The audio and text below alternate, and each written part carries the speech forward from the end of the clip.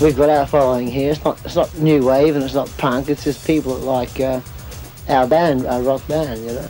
And like we honestly thought that the punk and the new wave thing might sort of spoil a bit for us, but it hasn't at all, you know. We're pulling bigger crowds than they are, you know. I mean, it was a big fad, like it's just like anything else, big fad for a while, and there's those that are still hanging on to it. But the main thing about it is that it gives rock music a real kick in the guts, you know. And we sort of, even though we started the whole thing over here, like we played here before the Sex Pistols were even sort of, you know, thought of. And now we've always been there, and people are beginning to realise that now they want more than just someone up there screaming, you know, anarchy and rape and this sort of, you know. And we're it, yeah. We're doing it right. Now, singles bands over here, or bands that release singles that take off, without already having established a road following, are going to suffer the same effects as has Sherbet, you know. Yeah, they had a big record over here, and their English tour consisted of one gig, you know, because no slant on them, but they're a record band, you know, and they had no road following, so no one comes to see their shows, you know. So we have the following. If we released a single here now, it would do really well. Well, we don't write the singles, you know. We have done in the past, but we don't write something, you know, specifically for a single. No way. We're an album band. We're a road album band, you know. Singles don't mean a pinch to anybody, you know, in our band. There's no sense in them. Like if some station picks up, like the BBC, which they probably never would, you know, then it might get played and it might you know, make the charts, but there's no way we'd do it intentionally. Oh, no, Australia's a different market altogether, and if there's a likely single on an album, it'll be released as a single, but over here the album's the main thing, you know? And if a station picks a track that they sort of like to play a lot, well, it'll sell the album, not the single. Well, he's a guy who's been playing for a lot longer than Mark ever played. Like, you know, Mark played with us for 2 years, probably been playing bass for about 3, whereas Cliff has been playing for about 12 years. And so his technique is sort of far, I'd say, advanced, you know, to what Mark's was, although Mark's for the rock stuff was cool, you know. Cliff's just given us more scope. Like there's more you can do with the music. It's in between the guitars, like Angus, I mean, more Malcolm and Cliff than could be done before. Well, you know, it sort of coincides with a few things like holidays. You see your mum and dad, you know, and all your mates, and George and Harry are there, and the studios are there, and they know the studios like the back of their hand, you know. And it's just been a perfect setup, and we can spend unlimited time in the studio. It's all there. There's no need to go anywhere else, because like if we went to say Miami, for instance, you know, we'd have to hotel it and have to buy a studio time, like you might get 8 or 10 or 12 hours a day or whatever, which is quite expensive, you know. There's just no point in it as yet, you know. The European market, they're really quite strange over there. They're a lot of freaks over there, you know. They're sort of not punk, and they're not terribly young, but they're sort of, oh, it's really hard to say, but they're crazy, because like European bands don't play rock music, and if they do play it, they don't play it well, you know. So the only rock they get is from England, America, and now Australia.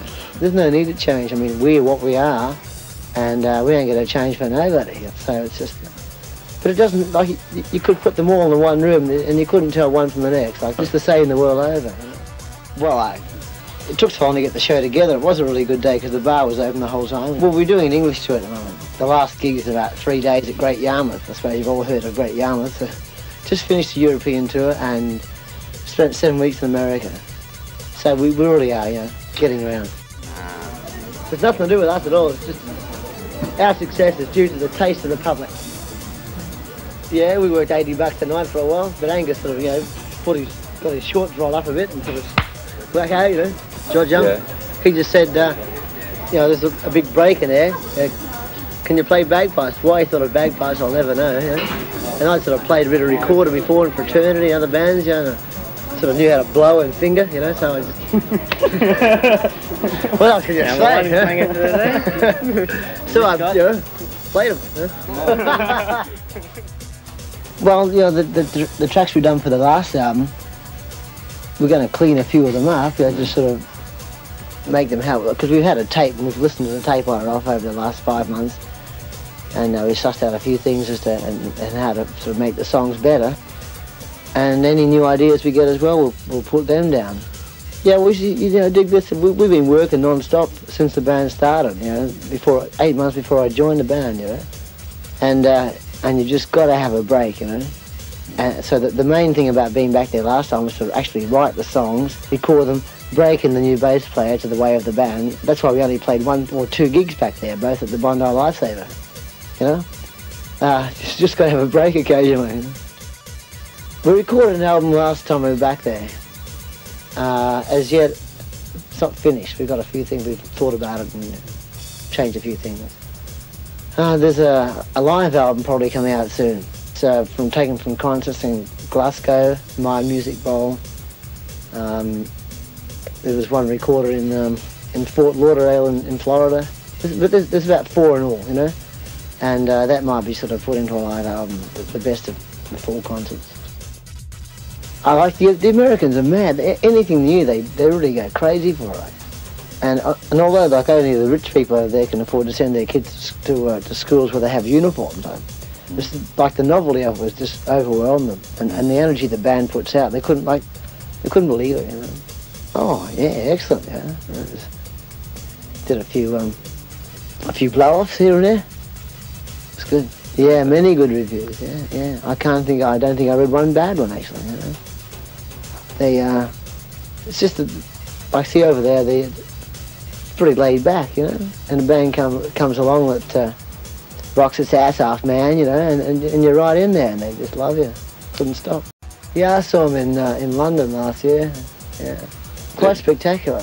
See the guy that what's his name? Tell me the bass player's name from Chris. He's a popular guy, isn't he?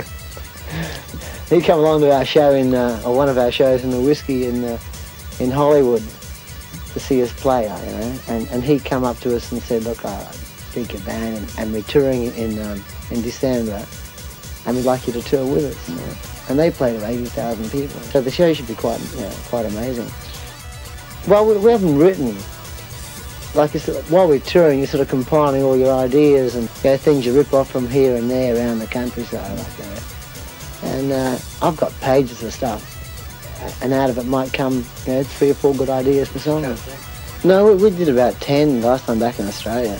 But, and I wrote the words to 2 songs about on the last tour up on the road, and got back home and found out there was the same titles and almost the same lyrics as somebody else's. And I was really pleased with them too. I thought, oh, that was great. Yeah. Well, going to America for a month until Christmas, back to Australia for till probably the start of March. Record, do a few dates, like Melbourne, Brisbane, Sydney, and other places. And get a bit of sun. Be nice for a change. Yeah, we're going back there in a couple of weeks to tour with Kiss, supporting Kiss, and a band called Rush, you mightn't have heard of. And we're doing about 12 dates with those bands, and a few of our own, and some co-headlining with a band called UFO. Oh, it's been excellent. All the gigs we've done have been, received better than we expected, and some of them, at least more than half have been incredible, At least back home, The people that come to see us, we just give them the show we give the Australian people, and they took on to us without publicity, The publicity caught up to us, not us to them. I just bought Big Ben. If you bums learn to pay people, we get rich real quick. Hotel rooms, wherever. Just after our stuff, After hours. Yeah. You sort of got to make the time, Things fall into place by themselves. Sometimes you got to keep your eyes and ears open for lines and words and all, and ideas and just pictures, and sort of. And kangaroos. Kangaroos, yeah, and you're right around it, Rosie's become quite famous because of that song. She's just a woman I knew back in Australia, and she was I tell the truth here, 19 stone, 12 pound, red curly hair and freckles, and very, very lusty. We're not anywhere. Like we spent since March we spent a month in England. I mean Britain, like I didn't mean England, like and then 16 weeks in America and 2 weeks in Europe. You know, between Switzerland and France and Belgium and Germany, and then now back here for 2 more weeks. I mean, that's my most ardent love song. You know, it is, yeah, because that was written for a woman that I loved very dearly, and I still do. Only that I'm not so far up now as I used to be. Frustration on the part of Angus and Malcolm with the music, and a definite frustration on my behalf as a, dare I say it, a lyricist, like, you know. I just had all these things that I wanted to say, and in bands I've been with in the past, it wasn't accepted, like, you know. I couldn't say, like, you know, up to my neck in you, which is, you know, quite inoffensive, of course, like, you know. It just depends on your frame of mind as to how you take the whole thing, like, you know. But to me, it's just that, you know, to me that's a compliment, like, you know. But, you know, a lot of people don't take it like that. Like, it's like the music. Lots of people don't like the music because it's just too rough, I guess, you know. You know, George Young and Harry Band are back in Albert Studios in Australia, in Sydney, you know. Yeah. That to us is the most, you know, how you say in your country, cohesive atmosphere to record on, like, you know. That's really good back there, you know. We've had offers to record elsewhere, but we don't really feel like we could sort of, you know, fit in very well. You know? Because we have to have the space, you know, and they give us the space we want, like, you know. There's no clock watching and, you know, crap like that, you know. We recorded about five concerts. Glasgow, London, San Antonio, New York City, and somewhere else, Hollywood, somewhere like that. And we just picked out the best of what was going, like, you know. And it turned out that I think the whole album is basically Glasgow. That was where the best sound came from, like, you know. I'm pretty sure it was Glasgow. If not Glasgow, at least it was Scotland, though, because that's where the best audience response comes from.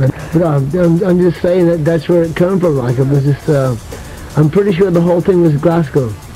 Yeah, well, it's like, we sort of played around Australia for like 2.5 years, and then we played England for like 2 years, America for a year, like, and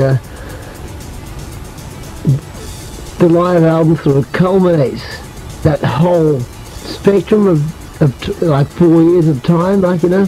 So now we feel now that after this album's out, we can start afresh, like, you know, and treat the whole world as like one audience. Like, in the past we've had like an album out in Australia, an album out in Europe, one in England, one in America, like, you know, at different times, you know. So we've had nothing sort of which has sort of been at the same time, you know. So now we can sort of start off and treat the world as a whole rather than country by country, you know. Well, you know, we tend to think of live concerts like the Lions and the Christians, like, you know. We're the Christians and the crowd's the Lions, like, you know. We played like, you know, 69,000 people, and some statement made just before going on stage was like, well, you know, Lions, here we come, like, you know, they're the Lions and we're the Christians, like, start being thrown to the, you know, to the blood gorges, like, you know. So I mean, we'll give more than blood, you know? It's only we do 15 dates in 18 days. You know, we are leaving out lots of places we played last time around the country, but our schedule around the world is just sort of tight, you know. You can't sort of, unfortunately, spend too much time, you know, in one country, you know. You've got to do, like, you know, just the major towns, you know.